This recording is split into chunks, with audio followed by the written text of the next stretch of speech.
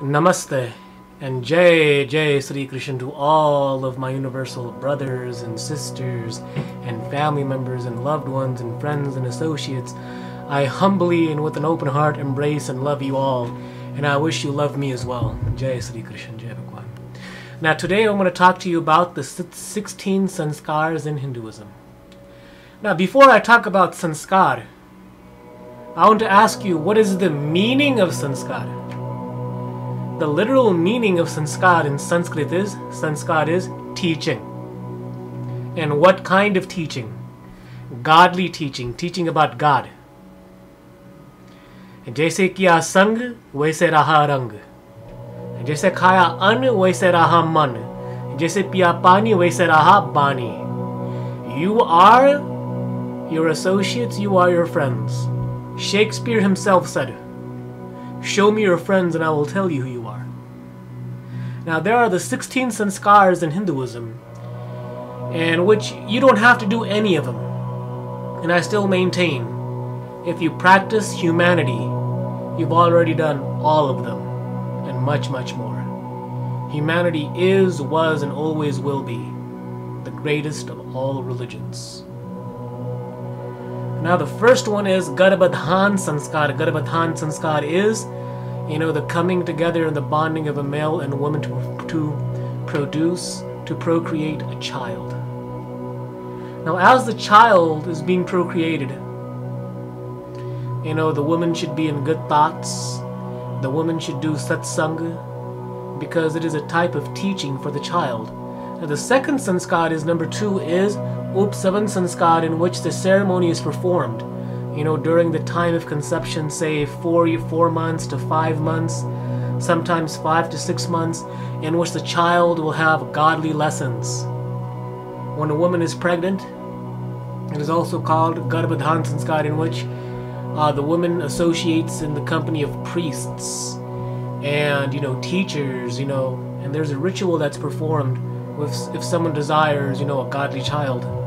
And the third one is Semantapyan Sanskar, in which a ceremony or parting of the hairs of the expected mother to keep her spirits high and positive. Special music is arranged, and the reason why the hairs are parted is because it is very symbolic, because you want to keep a positive atmosphere. Jatkaram Sanskar is when the child is actually born. Namkaran Sanskar is the naming of the child, right? You name the child according to their astrological birth date, right? Jyotish. It is very important to follow the Vedic rituals of Jyotish. Namkaran number 6 is Nishkakaram Sanskar. It's which it is the formal darshan of the sun and the moon. The formal darshan of the sun and the moon is the 6th sanskar. And respecting all of nature, its entity, its beauty. The main purpose of all the sanskar is to constantly think and meditate upon God. When the child gets the radiance of the sun and moon, it becomes holy. Children are all images of God. That is why in certain areas, I myself personally, when they see a little girl or a little boy, they bow at their feet, because they are the divine image of God. They're the divine image of Radha and Krishna, of Durga. Then there's Anna Parasanskar, in which a baby is first given food. Anna Parasanskar. What kind of food? Divine food. Jaise khaya ann waisa raha man. You are what you eat.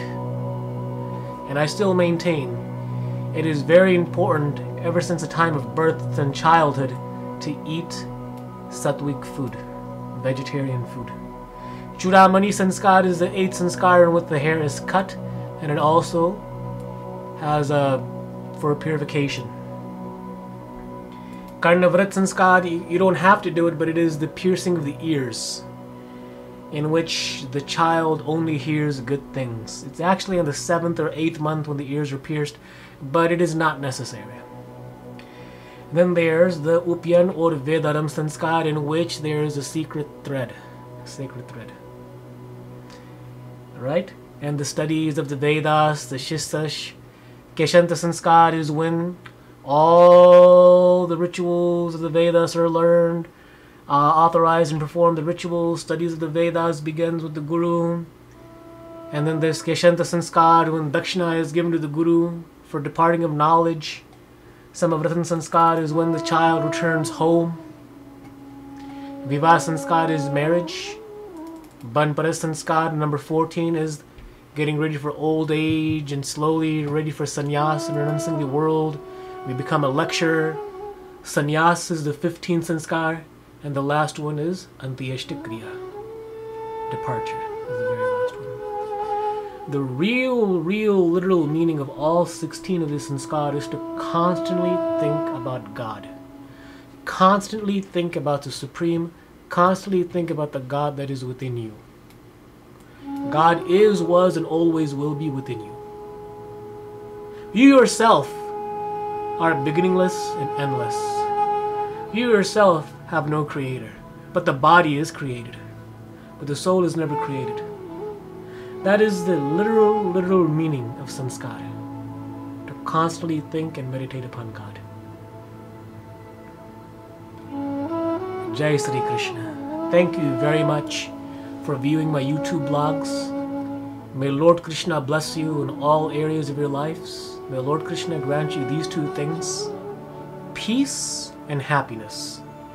These are the two things we always yearn about. Please comment, subscribe if you haven't. Feel free to ask me as many questions as you want, comments, thoughts, share them with me. Please do not ask me anything that's, controversial, like, abortion, affirmative action, the death penalty, same-sex marriage, legalizing marijuana, illegal immigration, or anything that has to do with, controversial issues or politics. I want to stay away from politics as much as possible. I do not want to mix politics and religion, because they do not go hand in hand. Thank you very much, and may God bless you. Jai Bhagwan, Jai Sri Krishna. Om mantrahinam kriyahinam bhaktihinam janadhanam yad pujitam maya devi paripurna anatadastu me paripurna asatadastu me paripurna asatadastu me tumeva mata cha pita tumeva bandhu cha sakha tumeva vidya darvanam tumeva sarvam deva deva. Om Shanti, Shanti, Shanti. Jai Sri Krishna. Hari Om Tat Sat, Hari Om Tat Sat, Hari Om.